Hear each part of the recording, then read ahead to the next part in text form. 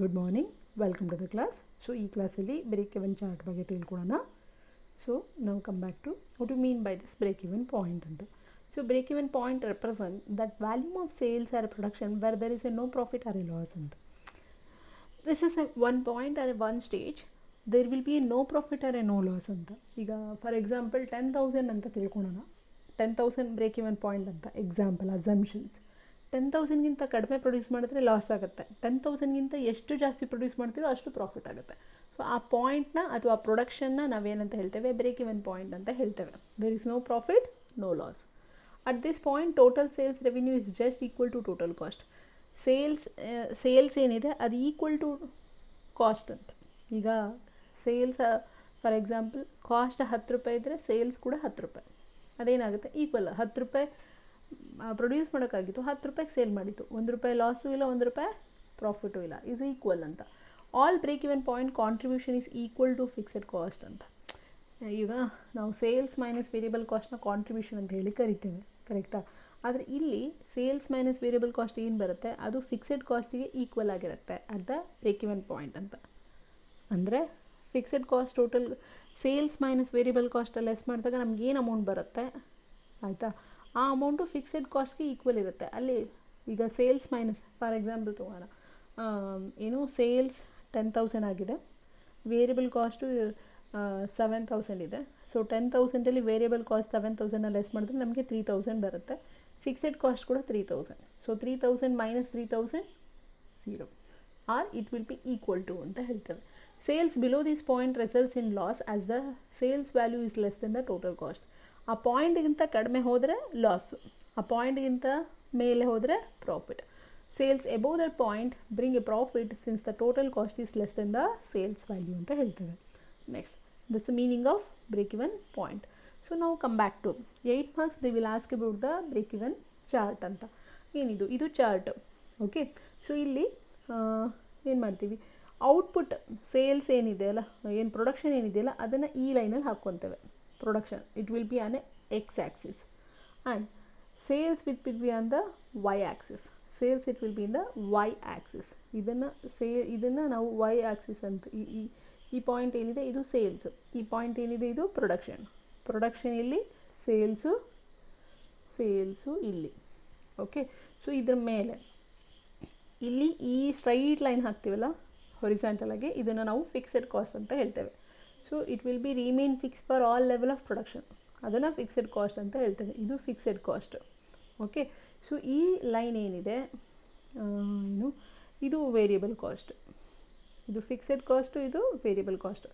Okay, so ಇಲ್ಲಿ ಒಂದು sales ಲೈನ್ನ ಹಾಕಿದರೆ ಏನು, ಎಲ್ಲಿಂದ ಎಕ್ಸ್ ಆ್ಯಕ್ಸಿಸಿಂದನೇ ತೊಗೊಳ್ಳೋವಂಥದ್ದು. ಈ ಸೇಲ್ಸ್ ಲೈನ ಇಲ್ಲಿಂದ ತೊಗೊಂಡ್ರೆ ಇದು ಸೇಲ್ಸ್ ಲೈನು. ಓಕೆ, ಸೊ ಇಲ್ಲಿ ಫಿಕ್ಸೆಡ್ ಕಾಸ್ಟ್ ಇದೆಯಲ್ಲ, ಇಲ್ಲಿಂದ ಕಾಸ್ಟ್ ಎಲ್ಲಿಂದ ಆಗುತ್ತೆ, fixed cost plus variable cost ಹೀಗೆ ಹೋದರೆ ಇದು ಟೋಟಲ್ ಕಾಸ್ಟ್. ಈ ಕಡೆ ಈ ರೀಜನೆಲ್ಲ ಫಿಕ್ಸೆಡ್ ಕಾಸ್ಟು, ಆಯಿತಾ, ಸಾರಿ, ಈ ರೀಜನ್ ಎಲ್ಲ ಫಿಕ್ಸೆಡ್ ಕಾಸ್ಟು, ಈ ರೀಜನ್ ಎಲ್ಲ variable cost. Okay, so this ಏನು, ನಾವೀಗ ಸೇಲ್ಸ್ ಲೈನ್ ಹೇಳಿದೆ, variable cost, fixed cost. So ಎರಡೂ ನೆಕ್ಸ್ಟ್ ಲೈನ್ ಬಂದು ಟೋಟಲ್ ಕಾಸ್ಟ್. ಎಲ್ಲಿ ಸೇಲ್ಸ್ ಮತ್ತು ಕಾಸ್ಟ್ ಮೀಟ್ ಆಗುತ್ತೆ, ಈ ಪಾಯಿಂಟ್ ಇದನ್ನು ನಾವು ಬ್ರೇಕ್ ಇವನ್ ಪಾಯಿಂಟ್ ಅಂತ ಹೇಳ್ತೇವೆ. ಈ ಪಾಯಿಂಟ್ನ ಎಲ್ಲಿ ಯಾವ ಕಾಸ್ಟು, ಟೋಟಲ್ ಕಾಸ್ಟ್ ಮತ್ತು ಸೇಲ್ಸ್ ಎರಡೂ ಕೂಡ ಈಕ್ವಲ್ ಒಂದು ಪಾಯಿಂಟಲ್ಲಿ ಕ್ರಾಸ್ ಆಗುತ್ತೆ. So that point we call it as an even ಏನು, ಆ ಪಾಯಿಂಟ್ನ ನಾವು ಬ್ರೇಕ್ ಇವನ್ ಪಾಯಿಂಟ್ ಅಂತ ಹೇಳ್ತೀವಿ. ಸೊ ಈ ಪಾಯಿಂಟ್ಗಿಂತ ಈ ವ್ಯಾಲ್ಯೂಮ್ ಇಂದ ಕಡಿಮೆ ಪ್ರೊಡ್ಯೂಸ್ ಮಾಡಿದ್ರೆ ಲಾಸ್ ಆಗುತ್ತೆ, ಇಲ್ಲಿಂದ ಜಾಸ್ತಿ ಪ್ರೊಡ್ಯೂಸ್ ಮಾಡಿದ್ರೆ ಪ್ರಾಫಿಟ್ ಆಗುತ್ತೆ. ಓಕೆ, ಸೊ ಬ್ರೇಕ್ ಇವನ್ ಪಾಯಿಂಟ್ಗಿಂತ ಜಾಸ್ತಿ ಪ್ರೊಡ್ಯೂಸ್ ಮಾಡಿದ್ರೆ ಅದನ್ನು ನಾವು ಮಾರ್ಜಿನ್ ಆಫ್ ಸೇಫ್ಟಿ ಅಂತ ಹೇಳ್ತೀವಿ. ಇಲ್ಲಿ ಬರೆದಿದ್ದೇನೆ. ಈಗ 10,000 ಬ್ರೇಕ್ ಇವನ್ ಪಾಯಿಂಟ್ ಅಂತ ತಿಳ್ಕೊಳ್ಳಿ, 15,000 ಪ್ರೊಡ್ಯೂಸ್ ಮಾಡಿದ್ದೇವೆ. ಸೊ 10,000 ಮೈನಸ್ 15,000 5,000, ಅದನ್ನು ನಾವು ಮಾರ್ಜಿನ್ ಆಫ್ ಸೇಫ್ಟಿ ಅಂತ. ಅಂದರೆ ಬ್ರೇಕ್ ಇವನ್ ಪಾಯಿಂಟ್ಗಿಂತ ಎಷ್ಟು ಜಾಸ್ತಿ ನಾವು ಪ್ರೊಡ್ಯೂಸ್ ಮಾಡಿದ್ದೇವೆ ಅನ್ನೋದನ್ನೇ ನಾವು ಮಾರ್ಜಿನ್ ಆಫ್ ಸೇಫ್ಟಿ ಅಂತ ಹೇಳುವಂಥದ್ದು. ಓಕೆ, ಸೊ ಇಲ್ಲಿ ಟೋಟಲ್ ಕಾಸ್ಟ್ ಏನಿದೆ ಒಂದು ಪ್ರಾಡಕ್ಟ್ನ ಪ್ರೊಡ್ಯೂಸ್ ಮಾಡೋದಕ್ಕೆ, they are going to classify this into 2. That is one is fixed cost, another one is variable cost ಅಂತ. So this point we call it as a break even point ಅಂತ. So ಇದನ್ನು angle of incidence ಅಂತ ಹೇಳ್ತಾರೆ. So ಇಲ್ಲಿ ಕೆಳಗಡೆ output ಬರುತ್ತೆ, ಮೇಲೆ sales ಬರುತ್ತೆ, ಸೇಲ್ಸ್ ಇನ್ ರುಪೀಸ್ ಅಂತ ಹೇಳಿ ಬರುತ್ತೆ. ಸೊ ಇದಿಷ್ಟು ಕೂಡ ನಾವು ಡ್ರಾ ಮಾಡಿ ಅದನ್ನು ವರ್ಡ್ಸಲ್ಲಿ ಎಕ್ಸ್ಪ್ಲೈನ್ ಮಾಡಬೇಕಾಗುತ್ತೆ. ಅಂದ್ರೇನು ಅದ್ರ ಬಗ್ಗೆ ನಾವು ಈ ಚಾರ್ಟ್ನ ಹೇಗೆ ಡ್ರಾ ಮಾಡಿದ್ವಿ ಅಂತ ನಾವು ಎಕ್ಸ್ಪ್ಲೈನ್ ಮಾಡಬೇಕಾಗತ್ತೆ. So let the Y axis we on the let the horizontal axis x represent the output, let output represent x and let sales represent y. Okay, and fixed cost line, draw a draw the line parallel to horizontal line for fixed cost. ಇದಕ್ಕೆ parallel ಆಗಿ ಒಂದು horizontal line ಹಾಕಿ ಇದು fixed cost ಅಂತ ಹೇಳ್ತೇವೆ. Next variable cost ಕೂಡ ಹಾಗೆ draw the total cost line starting at the y axis. So starting at the y axis, so y axis ಇಂದ start ಆಗಬೇಕು. ಅದು ನೋಡಿ ಸ್ಟಾರ್ಟ್ ಆಗೋದು ಎಲ್ಲಿಂದ, ಟೋಟಲ್ ಕಾಸ್ಟ್ ಸ್ಟಾರ್ಟ್ ಆಗೋದು y axis ಮತ್ತು x axisನ ಇದರಿಂದ. Okay, and then total cost at the y axis at the fixed point and move it to the right through the break even point. ಇದು ಇಂದ move ಆಗುವಂಥದ್ದು. Draw the total size starting from the origin of X. So total sales ಏನಿದೆ ಅದು ಎಕ್ಸಿಂದ start ಆಗುವಂಥದ್ದು. Total cost ಏನಿದೆ ಅದು ವೈಯಿಂದ start ಆಗುವಂಥದ್ದು. Okay, ಈ ಎರಡು ಪಾಯಿಂಟ್ ಮೀಟ್ ಆಗುವಂಥದ್ದನ್ನು ನಾವು ಏನಂತ ಹೇಳ್ತೇವೆ, ಬ್ರೇಕ್ ಇವನ್ ಪಾಯಿಂಟ್ ಅಂತ ಹೇಳ್ತೇವೆ. ಅದನ್ನು ಮಾರ್ಕ್ ಮಾಡಬೇಕು ಈ ಪಾಯಿಂಟ್ನ. Where profit will be, this is a no profit no loss. If you produce less than this it will be in a loss. If you produce more than this it will be called as an a profit region ಅಂತ. So this region is the loss region, this region is the profit region ಅಂತ. So ಇದನ್ನು ನಾನೇನು explain ಮಾಡಿದ್ದೀನಿ same thing you have to write it in your own words. 8 ಮಾರ್ಕ್ಸಿಗೆ ಚಾರ್ಟ್ನ draw ಮಾಡಿ ನಾವು explain ಮಾಡಬೇಕಾಗತ್ತೆ. Total cost, sales line, variable cost, fixed cost ಅಂತ ಹೇಳ್ಬಿಟ್ಟು. ಸೊ ಟೋಟಲ್ ಕಾಸ್ಟ್ ಏನಿದೆ ಅದನ್ನು ನಾವು ಇದು ಮಾಡ್ತೇವೆ. ಸೊ ಈ ಚಾರ್ಟ್ನ ಮಾಡಬೇಕಾದ್ರೆ few assumptions we use. Fixed cost will remain constant. Fixed cost is a cost which will be remain constant for all level of production. Example building rent I said. So rent it will be same. Land and building cost, it will be same for all level of production. Whether you produce 10,000 or 15,000, it will not be increases. Semi-variable cost can be segregated into variable and fixed component. So semi-variable cost ಅಂದರೆ semi fixed cost, semi variable cost. Some ಎಕ್ಸ್ಟೆಂಟ್ವರೆಗೂ fixed ಇರುತ್ತೆ, ಆಮೇಲಿಂದ variable ಆಗುತ್ತೆ. Some ಎಕ್ಸ್ಟೆಂಟ್ವರೆಗೂ variable ಇರುತ್ತೆ, ಆಮೇಲೆ ಅದು fixed ಆಗುತ್ತೆ. So ಅಂಥ ಕಾಸ್ಟ್ನ ಸೆಮಿ ವೇರಿಯಬಲ್ ಕಾಸ್ಟ್ ಅಂತ ಹೇಳ್ತೇವೆ. Again that cost will be separated into variable and fixed cost ಅಂತ ಹೇಳ್ತೇವೆ. Variable cost per unit also will not make any changes during the relevant period. So variable cost ಕೂಡ change ಆಗಲ್ಲ. Next selling price also will not make any change. ಇಲ್ಲಿ selling price ಏನಿದೆ, ನೀವು 10,000 produce ಮಾಡಿದ್ರು, 15,000 produce ಮಾಡಿದ್ರು, 6,000 produce ಮಾಡಿದ್ರು, selling cost will B same. 10 rupees ಅಂದರೆ 10 rupeesಗೆ cell ಮಾಡಬೇಕು. Okay, and irrespective of quantity sold, operating efficiency also will remain constant. ಏನು production ಮಾಡೋ ಕೆಪಾಸಿಟಿ ಏನಿದೆ, ಫೆಸಿಲಿಟೀಸ್ ಏನಿದೆ, ಅದೆಲ್ಲ ಕೂಡ ಕಾನ್ಸ್ಟೆಂಟ್ ಆಗಿರುತ್ತೆ. ಬಿಸ್ನೆಸ್ ಏನು ಚೇಂಜ್ ಆಗೋದಿಲ್ಲ. ಇದಿಷ್ಟು ಕೂಡ ಈ ಬ್ರೇಕ್ ಇವನ್ ಚಾರ್ಟಲ್ಲಿ ಅಸಂಪ್ಷನ್ಸ್ ಮಾಡ್ಕೊಳ್ಬೋದು. ಈ ಚಾರ್ಟ್ನ ಪ್ರಿಪೇರ್ ಮಾಡಬೇಕಾದ್ರೆ, ಈ ಬ್ರೇಕ್ ಇವನ್ ಪಾಯಿಂಟ್ನ ಅಪ್ಲೈ ಮಾಡಬೇಕಾದ್ರೆ these are the assumptions we follow. ಏನು total cost can be classified into two. One is variable cost, another one is the semi variable cost. And after that, variable cost also will not be make any changes, selling price also will not make any changes, and operating efficiency will also not make changes. And business conditions, business conditions ಅಂತಂದರೆ ಈಗ Covid ಬಂದಾಗಲಿಂದ ಏನಾಯಿತು, shopping malls ಎಲ್ಲ close ಆಗುತ್ತೆ. ಇದನ್ನು ನಾವು business conditions ಅಂತ ಹೇಳ್ತೇವೆ. But ಅವರೇನು ಹೇಳ್ತಾರೆ, ಯಾವುದೂ ಎಫೆಕ್ಟ್ ಆಗಲ್ಲ ಅಂತ ಹೇಳ್ತಾರೆ. But it may change, demerits ಬರಬೇಕಾದ್ರೆ ನಾವು ಅದೇ ಪಾಯಿಂಟ್ನ ಹೇಳುವಂಥದ್ದು. So these are the assumptions of break even chart ಅಂತ. ನಾನು ನಿಮ್ಗೆ ಅಲ್ಲೇನು ಅಲ್ಲಿ ನಿಮಗೇನು ಚಾರ್ಟ್ನ ಎಕ್ಸ್ಪ್ಲೈನ್ ಮಾಡಿದ್ನಲ್ಲ ಅದನ್ನು I have just given example. I have return. So volume of production will be on x axis, cost and revenue on y axis, fixed cost will be parallel, break even point ಅನ್ನ find out, and after draw a total cost line, draw a sales line, mark break even point ಅಂತ. Next merits of break even chart, ಏನೇನೆಲ್ಲ ಉಪಯೋಗ ಇದೆ ಈ ಚಾರ್ಟಿಂದ ಅಂತ. So this chart will be help to determine the selling price to a give and decide. ಈ break even ಚಾರ್ಟ್ನ use ಮಾಡಿಕೊಂಡು ಡಿಟರ್ಮೈನ್ ದ ಸೆಲ್ಲಿಂಗ್ ಪ್ರೈಸ್ 10 ರೂಪಾಯಿನ 11 ರೂಪಾಯಿನ ಅನ್ನೋದನ್ನು ಫಿಕ್ಸ್ ಮಾಡ್ಕೊಳೋದಕ್ಕೆ ಬ್ರೇಕ್ ಇವನ್ ಚಾರ್ಟ್ ಹೆಲ್ಪ್ ಆಗುತ್ತೆ. So this break even chart is also use for fixation of sales volume to earn a given return ಅಂತ. Fixation of sales volume. So ಯಾವ ನಾವು ಹಾಕಿರೋ ದುಡ್ಡನ್ನ ನಾವು ಎಷ್ಟು ಪ್ರೊಡ್ಯೂಸ್ ಮಾಡಿದ್ರೆ ನಮಗೆ ಜಾಸ್ತಿ ರಿಟರ್ನ್ ಬರುತ್ತೆ, ಅಥವಾ ಎಷ್ಟು ರಿಟರ್ನ್ ಬರುತ್ತೆ ಅದನ್ನು ವಾಪಸ್ ತೊಗೋಬೇಕಾದ್ರೆ ನಾವು ಎಷ್ಟು ಸೇಲ್ಸ್ ಮಾಡಬೇಕು ಅನ್ನೋದನ್ನು ಕೂಡ ಎಕ್ಸ್ಪ್ಲೈನ್ ಮಾಡಲಿಕ್ಕೆ ಈ ಚಾರ್ಟ್ ಹೆಲ್ಪ್ ಆಗುತ್ತೆ. Next it shows the cost and profit on a different volume of production.